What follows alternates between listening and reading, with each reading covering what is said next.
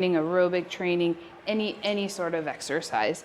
And again, like we talked about, starting at the best place possible is going to lead to the least amount of decrease.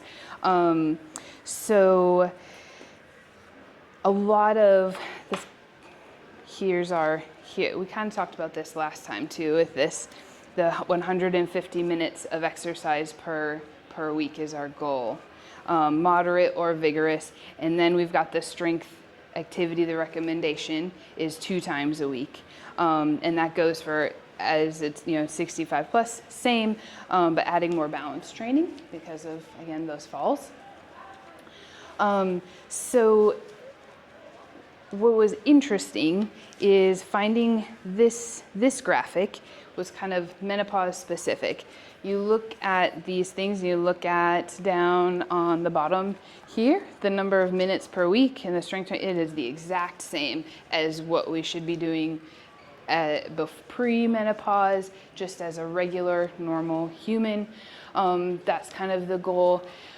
But then the biggest things that we talked about for symptoms during post-menopause, we can affect almost all of those things with exercise. So it gives us some control and some ways of managing things ourselves, instead of just feeling like, well, whatever's going to happen is going to happen, and it is what it is, and I can't do anything. So I think exercise is power for so many different reasons in many different ways. But hopefully this is, again, kind of motivating and reassuring that there are some things that we can do that are, I don't want to say simple, but we can make them simple. And they can start simple and get more complicated if we want them to be. Any questions about this slide at all, or the previous slide? It's really pretty similar. So the menopause weight gain, right, is it possible to control with exercise? Is that what you're saying? Yes, yeah. But It's they are saying harder. It's hormones and it's difficult, and all the, even without the cravings, right? Like they say with hormones, so you cannot actually control the. It's harder to lose the weight after, because our metabolism has often decreased, and that is partially related to our decrease in muscle mass. Muscle mass helps our metabolism stay at a certain level. So yeah, it doesn't get easier, but if we can keep the muscle mass and just our energy through diet, through exercise, those things will will do as good of a job as possible at preventing or undoing. What about the mental strains, right? Like the mental, suddenly you get angry, all those things are also like related to pre and menopause, post-menopause. Do Yep. we see a change in them too? Yes, yeah, and I think the hormones are affecting it. So as the estrogen decreases, basically our happy hormones also decrease. That's a bummer. Oh, it's going to be difficult for people who are not happy. Right? Very true. Complain about everything. So. No, that's very true, right? I mean, there are days when we are like too stressed, then we are like, okay, I want to skip working out today, right? And then we end up eating too much. So I think bad habits kind of leads to another bad habit, and then we form a cycle. Yeah. Eat too much and then get angry, and then I have I go scream every day. So yeah. Yeah, it's a tough cycle, and it feels like we're kind of fighting against our bodies. We're fighting against our biology a little bit. These are all not me. It's because of something else. So I just want to make it clear to some people. Yes. Thanks for being Yes. our voice. Especially husbands. I wish even the husband should put Yeah, that's why I said it's open to all, but it's So like. my husband is here, but then my daughter, she will not Okay. stay. You can tell them it's just the hormones. It's not me. It's the hormones. Don't get mad at me. Get mad at the hormones. I have no control until you have control. One thing I want to add Yes. as a feedback, something I learned, right? I mean, there is this point about exercising too late in a day. I think that's something, it was very hard for me because I want to finish all my work, then we cook, we want to take care of kids, and then, I used to go and hit the gym. By the time I go there, it's 8 p.m., right? I'm probably in the last batch. And then I come home, for a while, it took me to realize that after we work out, of course, your body is going to go through change, right? We are flushing out cortisol. And then you're like wide awake. You're like, you are energetic and awake. And it took me a while to go to sleep. And then I go bed late and then I wake up in the morning, pretty cranky. So it's important. Now it's still a work in progress for me to move that to a bit earlier in the day so that your body takes time, right, to settle down after workout, and then my sleep quality is also increasing when I'm, doing that. Good point. That's a good Yeah. point. And I think too, if we push it to later in the day, or like I just want to rush through this just to check it off the list, and then you're more at risk for injury because you're not thinking about like your form, your technique, or you're rushing, or you're just not getting as good of a quality of a workout.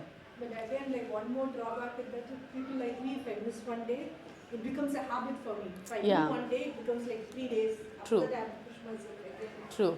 So today, for example, like I didn't do anything actually. That's the reason I keep. It's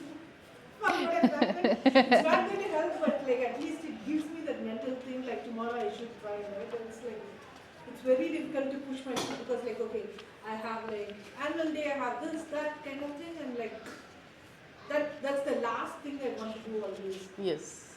And again, it's like with the mindset of maybe. Yeah, it's a lot of momentum for sure, and it goes both ways. Like, yeah, you lose it fast, and it can take a while to get back into it. But super important to figure out ways that motivate you and keep you on track, routines and things, Absolutely. or things that you enjoy to do that you're going to want to go back to doing. Very true. And then, when schedule gets cramped, right? Of course, there are days that I skip too, but then, I want to do at least 20 minutes of exercise. So I just go hit the gym, and mostly I end up doing aerobics because it's quick. And these days I've also learned to do some weights as well when I do the aerobics. I can manage that.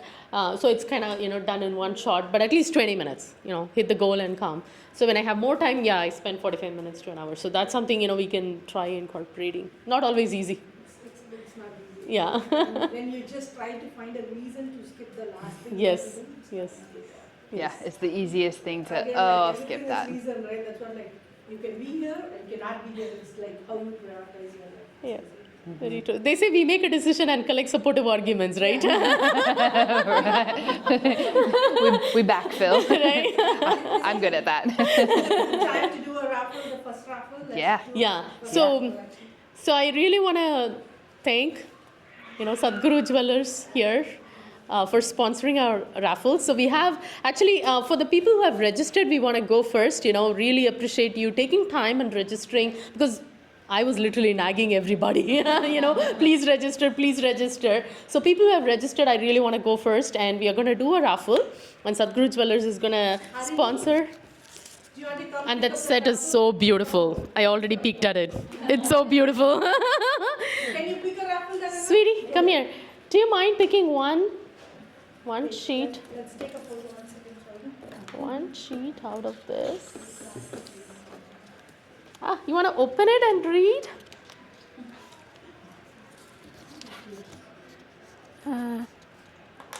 It's this way. Sri. Sri Priya. Priya. Sri Priya, our first raffle winner. Yay! We have to bring that sheet back to me. Oh, yeah, if you want to come here, we can take some pictures.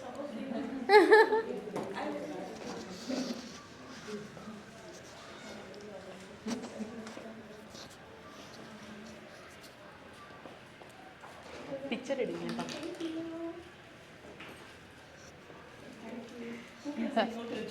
Right? Of course. It's very pretty.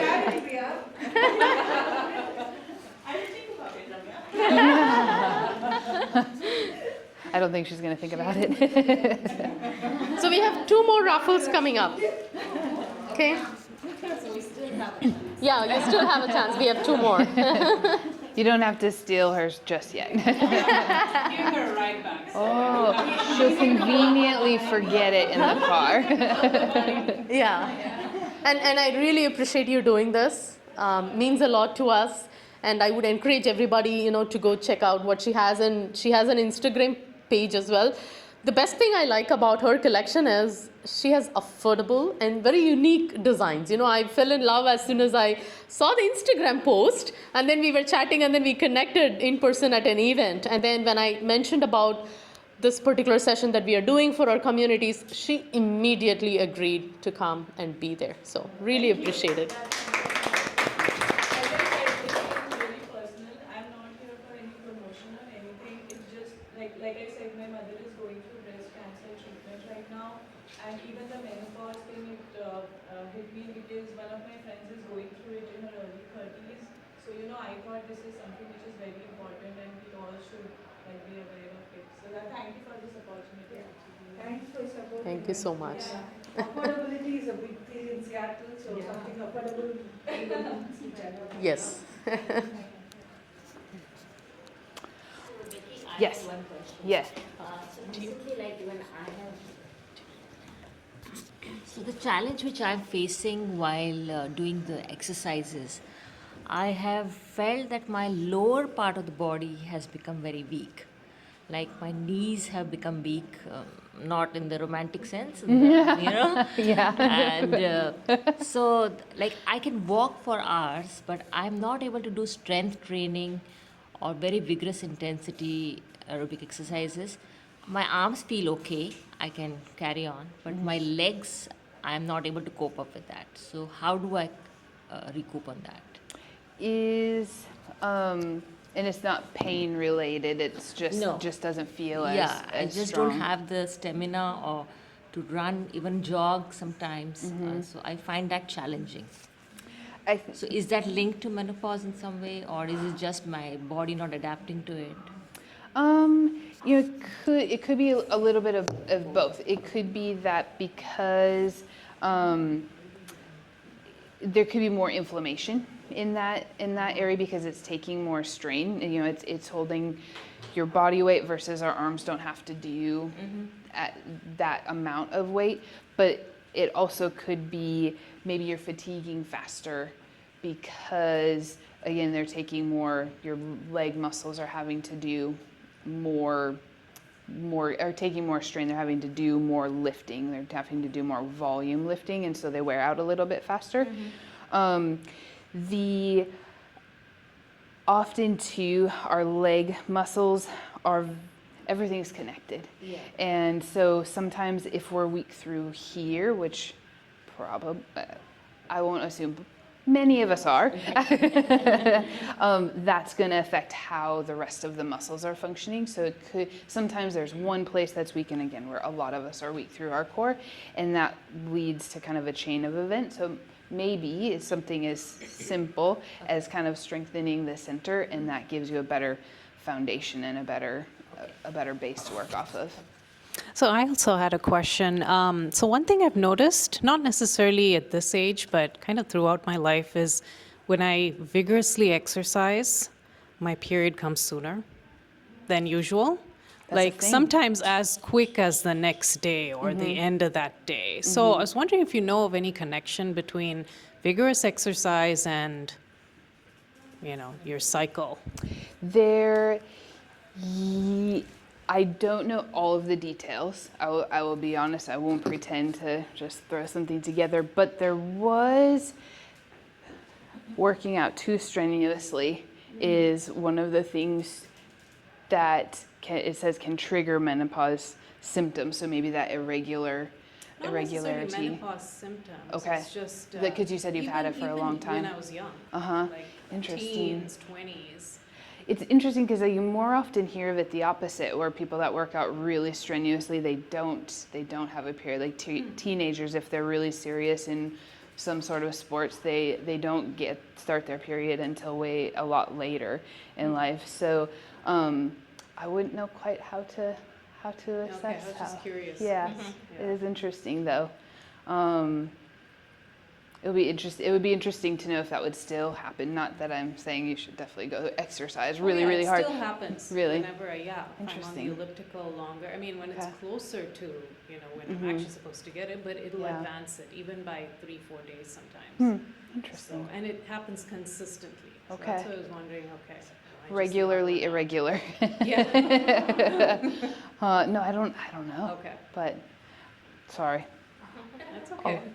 We'll find out. Yeah. But that's a good question. Some things that I observed in my life, which I later discussed with my radiation oncologist. It's not directly related to exercise, Okay. but as a child, right, when I hit puberty, my periods were always heavier. Like I used to have a lot of bleeding, and I used to have, other symptoms like nausea, and I'm like very tired, I'm dehydrated. Those symptoms were quite bad, which we never paid attention to, right? Growing up, they just say, oh, it's just how it is, right? And then they say, oh, you get married, it'll get better. You get kids, it gets better. But it just Yeah. didn't get better Right. at all. And I didn't actually bring it up as a point with my physician to discuss, because I kind of assumed, this is what I'm built. Roll the on. dice. Right. And then later on, my radiation oncologist coached that heavier periods needs to be addressed with the physician. It's not normal, right? There can be several factors, right? Some people have it genetically, sometimes they say, oh, grandma was like that, mom was like that. It may be, but still there are opportunities to go address it and get it, better. There are also connection with stress, right? People who are carrying trauma, people who are carrying stress can be, the cycles are connected, right? I mean, you can see the, heavier periods or something related to that. They are all connected. So in my case, I think, there was a connection that I didn't address it, right? So we have to go talk it with our physician, don't take things for granted. And then healthier periods are very important, particularly, for the case of breast cancer. My radiation oncologist coached me that in the olden days, right? I don't know if it's still, there are a lot of studies happening that in the olden days, women had a lot of kids, right? And they tend to be healthier. Like they didn't, their chance of getting breast cancer was less. The connection is fewer periods, right? But for us, we don't have the luxury to have more kids, right? And sometimes we delay having kids, or so many things are not appropriate for the time that we're living in. That doesn't mean that we cannot discuss it and take corrective action and put our health first. I think these things should be discussed, and every person is very different. So in my case, that was very enlightening when my radiation oncologist coached me about the connection between the healthier periods and the more kids, and even breastfeeding. You must have read, oh, if you breastfeed, you don't. Yeah. The risk of breast cancer comes down, which is true. I don't deny it. I mean, there are a lot of studies backing it. But at the same time, I've had 2 kids, but my stress level was way up the roof. Right? So I think these are things that we should closely monitor and discuss with the physician before it's too late. Take corrective action. Very important, and especially the younger girls, right, who are coming up. I think it's very important that they understand the importance of the connection between their menstrual health to the overall well-being. I have another question. Sorry, if I'm hogging the questions here. What are your thoughts, I mean, either of you, about, IUDs, like people having IUDs just for, preventing or stopping periods? There's a lot of controversial, research out there, so I was just curious what maybe either of you have heard. Because like you said, the more I've heard that too, the more periods you have, the higher your chance for cancer, right? So then if you artificially stop it, whether it's birth control or IUDs, is that considered, beneficial? It has its own risks, I understand, but I was just curious if you ran into anything during your journey from your physician. I did my research based on my health condition, and of course, having a daughter, who's a teenager at home, I want to give her the right set of information. I would never choose hormone-driven IUDs. I mean, the one that can offset your hormones. But there are other safer alternatives like the copper IUDs, which are comparatively safer. I think that's certainly something you should discuss with your physician, right? So that's what I learned, and that's what I told my daughter also. It's better to give that education now, right? And then any other products, people, like for example, because of tamoxifen and chemotherapy that I had, vaginal dryness and pain is one of the side effects that I had to deal with, and it is one of the menopause symptoms as well. She talked about it earlier. And my oncologist was actually giving me estradiol, which is estrogen-based, cream that you can actually apply in your vagina to help with these symptoms. And we sat down and talked about it, and I said, no, I'm not going to take it because it has, the risk of offsetting my hormones. So these are, choices that you have to carefully consider. Discuss with your physician. It's very important. It's very important. Not just IUDs. In the last session, we also talked about perfumes, hair, hair dyes. There are actually researchers that are coming out having strong connections between the hair relaxants and the hair dyes with breast cancer. And then there is also studies around the birth control pills, right? Which I think the prolonged use of birth control pills increased breast cancer risk. When I got diagnosed, they asked me to fill a form, and the first few things I got asked is, are you on birth control pills? And later I realized, and this information is on Susan Komen, I published, I share this on my Facebook and all those, right? The risk is 35% increased when you're on birth control pills. And the birth control pills these days, they give it for everything, right? Just to regulate your periods, they start For shorter cycles, I think it is. Even with smaller kids, like as 12 years, 13 years, they start the birth control pills actually. If that's the case, why is FDA not done? So again, right? So for shorter use, so for my daughter also had period irregularities, and we spoke to the OBGYN, and then I was very cautious. But then she said, okay, shorter durations, we put it on 2 months, and then it gets regulated, and then move on, which actually helped. So at that time, for the shorter duration, I was okay. But then at the same time, I coached her that this should not become a practice, right? So it's again case by case. You should discuss these with your physician. There are studies that prolonged usage of birth control pills that can alter your hormones have a risk of increased breast cancer. And now we're finding out after we've all been on birth control pills since we were Right. 18 years old. Right. Yeah. Yeah. Know about COVID vaccine and next week. Right. Sure, it's coming. If it's not one thing, it's another. So I know this slide is hard to read, but I wanted to just for those of you that were here at the last one, we've talked about this slide. So I wanted to just again kind of point out. So this is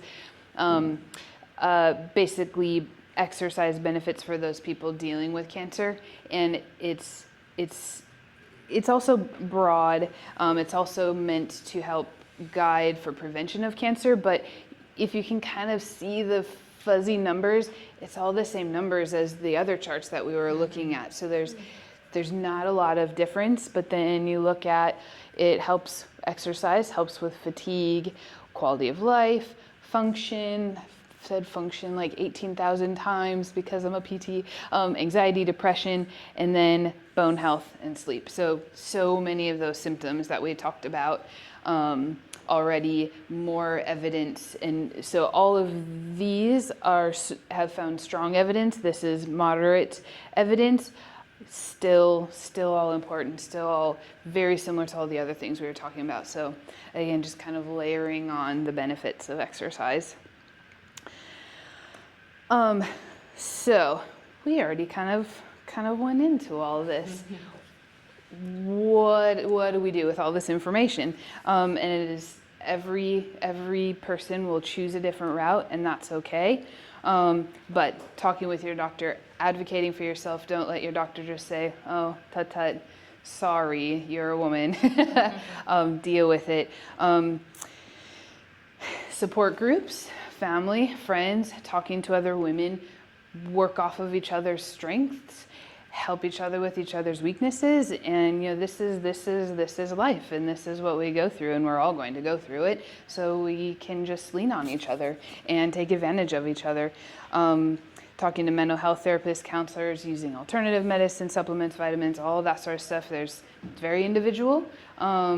Whether it's going to help or not, to be determined, but there are options out there. I mean, you go to Dr. Google. I kept thinking about how in April you kept talking about Dr. Google and how when you looked up menopause, you're like, I'm gonna die tomorrow. So be careful with Dr. Google and menopause. I have to say, even for myself, when I was doing research and finding things, it was really kind of depressing how superficial the information was. There wasn't really in-depth. I didn't find what I wanted, which was kind of frustrating. But if I wanted any supplements, if I wanted hormone I could have chosen 18,000 places to get it from. So it's really interesting how skewed the information is right now, and we can all have our own personal opinion about that, but just be careful with Dr. Google and menopause because it's not exactly helpful, in my opinion. It's true for every health situation. It is. I have been there, done that, so I know it personally. Mm-hmm. Yeah, it's very scary. So whenever, even if it is a small thing, I prohibit from, doing a Google search when it's related to health. Mm-hmm. Yeah, I have been in depression because of this for a year or so. Yeah. So, Yeah. Google It's stay away from it. it's scary unless you know where to go, and even that, it's tough, and Glad you brought that up. and social media is not exactly much better. And again, unless you know where to go and you have maybe sources that you can trust a little more. So proceed with caution. The best way to find this is looking at published papers, especially Published like papers. from NIH. Yeah. I work in that Yeah. area, so I know. Yes. So looking at actual published papers. Yeah. But what I found is there isn't much info No, on menopause. even still, no. Yeah. I just on a whim, I Googled like positive things or good things that come with menopause. The only thing was, you don't have a period anymore. Right. I wanted a little more than that. But yeah, even published papers is, I feel like There's not much research done on it. 'Cause Yeah. It's all mostly driven for men. men. Yeah. Yeah, There isn't much out there for it women. feels like they're starting to gain some momentum, but it feels a little lot of- skewed long road towards to go certain to get that. things. Yeah. So I guess it's every woman for ourselves in a way. But at least we now know that there are some benefits from our nutrition choices, our dietary choices, our exercise choices, our sleep health, our mental health, all those things. And I talk about this like at work all the time too, like control what you can control and the rest will hopefully fall into place. And don't overstress about, easier said than done. But trying to keep that momentum.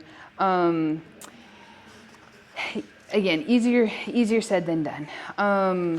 But I kind of, again, when I was kind of thinking about all this, again, I was like, so what do we do with this?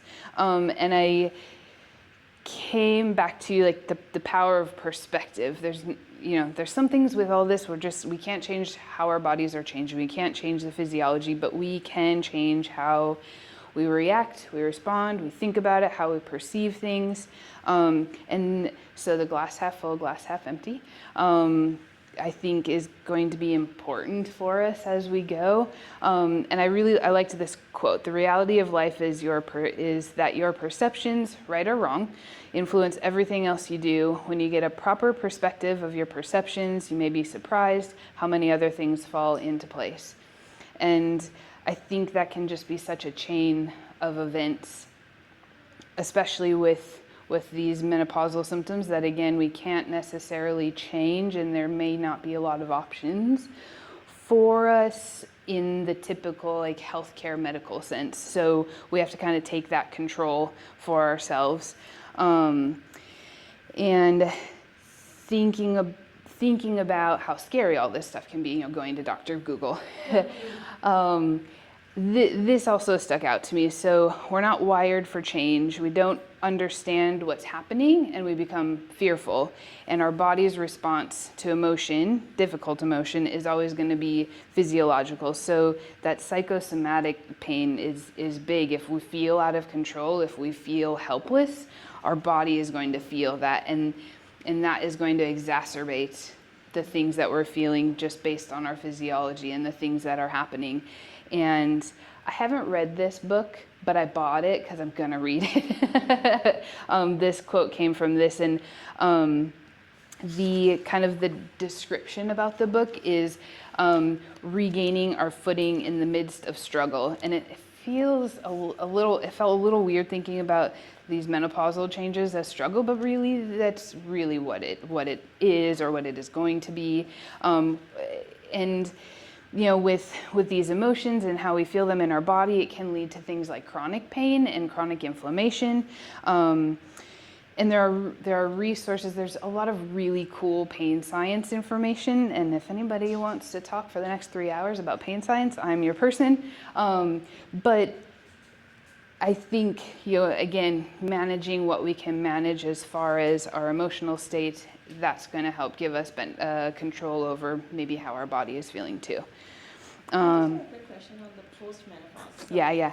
how long are the symptoms supposed to continue? Like, are they like, is it a journey like for your rest of your life? Oh my goodness. I think, and I don't, it sounds like some things become more mild. Like you're not feeling like the hot flashes all the time. You're not feeling maybe as much of the mood changes, but that kind of starts to flip and you start to feel those other things like the effects of the chronic changes. So there's like trades.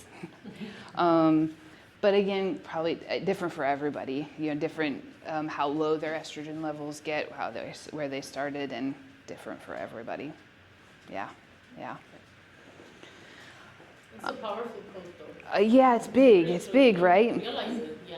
So I'll be honest, where I first came across it was a lymphedema conference I went to in April, and the presenter was talking about breast cancer rehab and chronic pain, aromatase inhibitor, anti-estrogen medications, and this was kind of her wrapping it all together, and yeah, kind of hits you like a ton of bricks.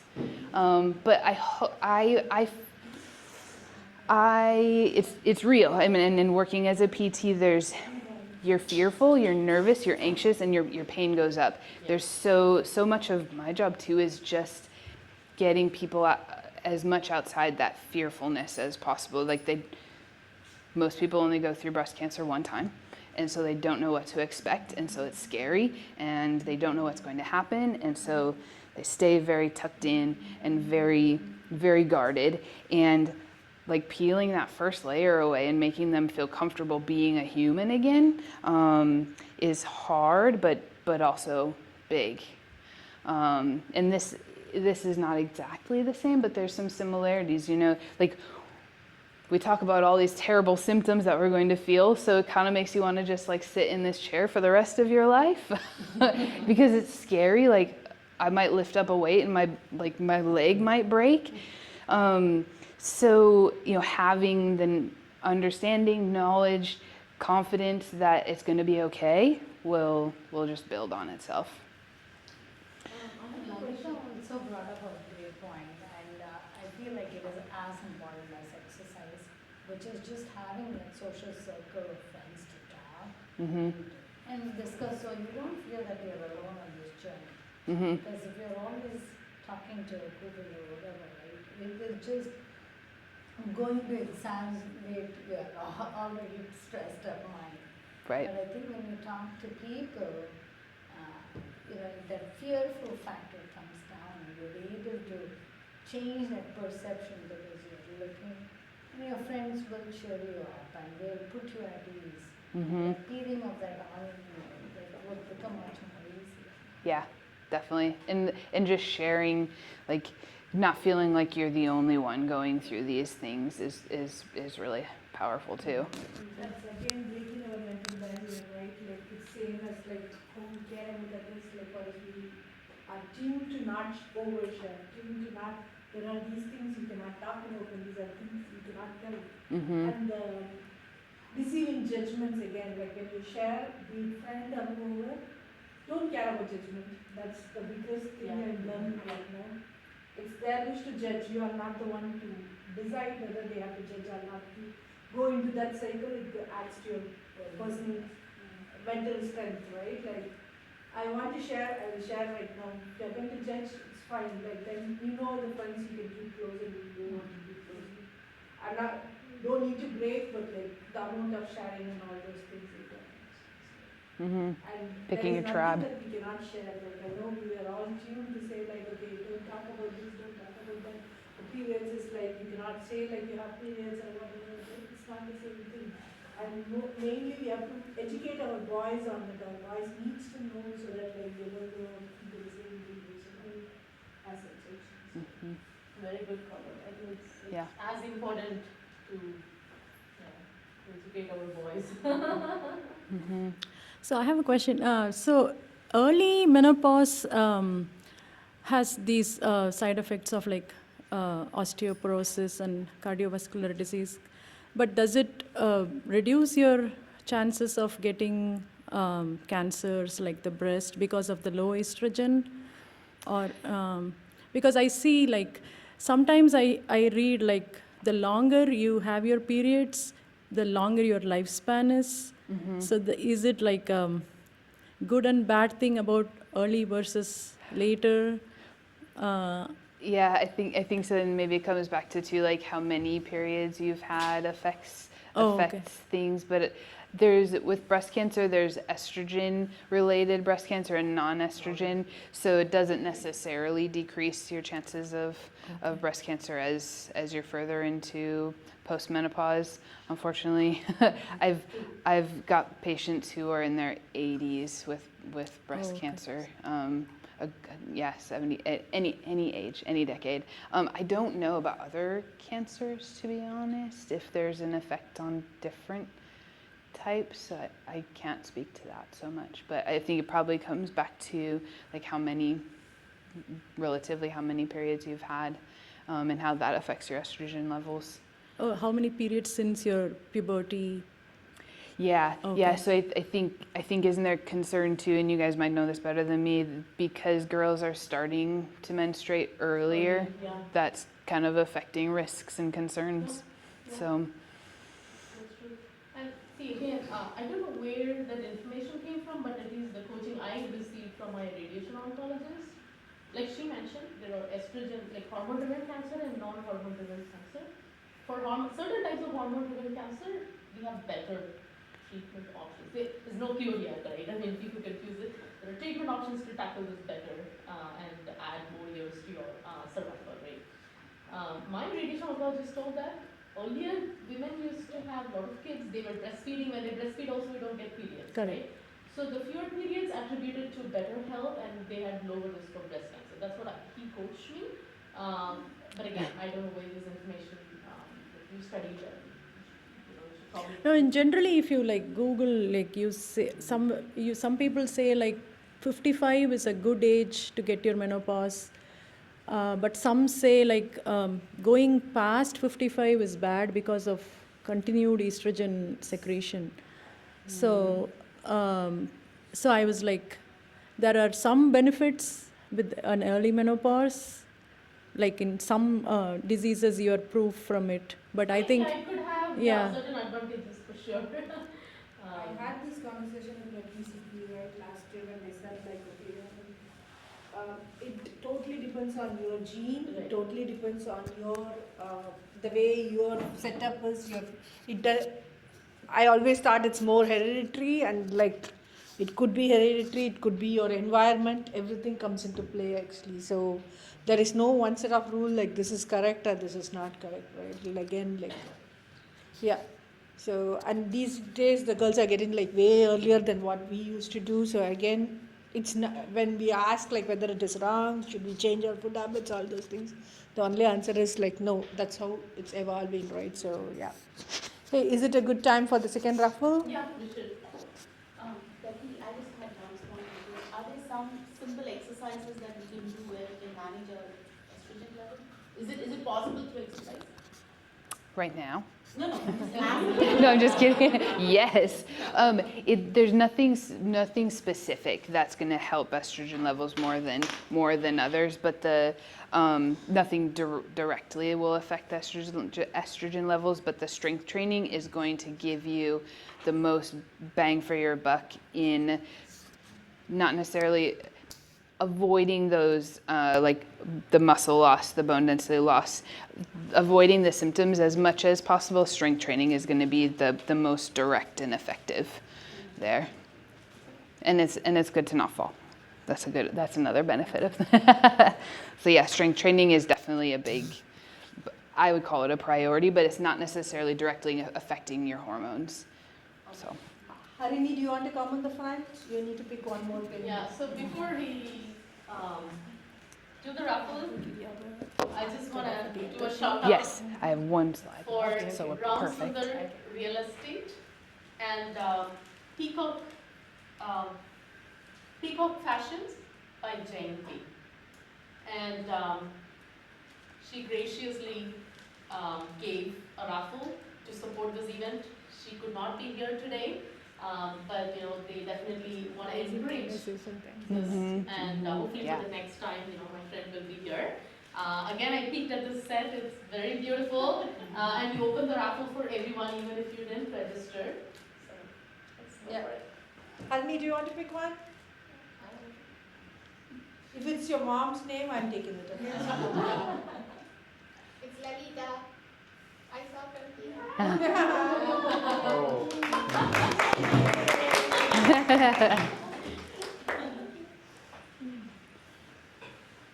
Thanks, Lalita. You have to go in the front. You want my pictures? Yeah, go in the front. So that I can show you. Steps. Yeah, please in there. I think you will be next. Because it's going in a Yeah. sequence. First it was Priya, then the one on the right. Then Why would it be coming here though? We'll go down that way. but there is nobody direct to the right of Like you shuffle it.